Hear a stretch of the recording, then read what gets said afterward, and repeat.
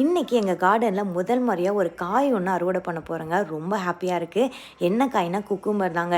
ஏன்னா இந்த செடியே வந்து இன்னும் சின்னது தான். அந்த செடிக்கு நாங்கள் இன்னும் பந்தல்லாம் கூட போடல. அதனால் காய் வந்துட்டு பெருசாக பெருசாக என்ன ஆயிடுச்சுன்னா அது ஸ்ட்ரெயிட்டாக வளர முடியாமல் கொஞ்சம் லைட்டாக வளைஞ்சு வளர ஆரம்பிச்சிருச்சு. எங்களுக்கு இதுதான் ரைட்டான ஸ்டேஜான்னு கூட எங்களுக்கு தெரியல. ஏன்னா இந்த குக்கும்பர் வந்துட்டு நம்ம ஊர் வெரைட்டி குக்கும்பர் கிடையாது. இது ஆஸ்திரேலியாவில் கான்டினென்டல் குக்கும்பர் அப்படின்னு சொல்லுவாங்க. இதோட நீளமே பார்த்தீங்கன்னா 30 to 45 சென்டிமீட்டர் வரைக்கும் வளருமாமா. பட் ஆனால் எங்களுக்கு என்ன ப்ராப்ளம்னா எங்கள் வீட்டுக்கு அடிக்கடி வந்து எலியன்னார் விருந்தாளியாக வந்து ஸ்ட்ராபெரி எல்லாம் கடிச்சிட்டு போயிடுறாரா. சரி, அதனால் இதையும் வந்துட்டு அவர் வந்து கடிக்கிறதுக்குள்ளே நம்ம கட் பண்ணி சாப்பிட்றலாம் அப்படின்னு சொல்லிட்டு இன்றைக்கி வந்துட்டு அதை கட் பண்ணியாச்சு.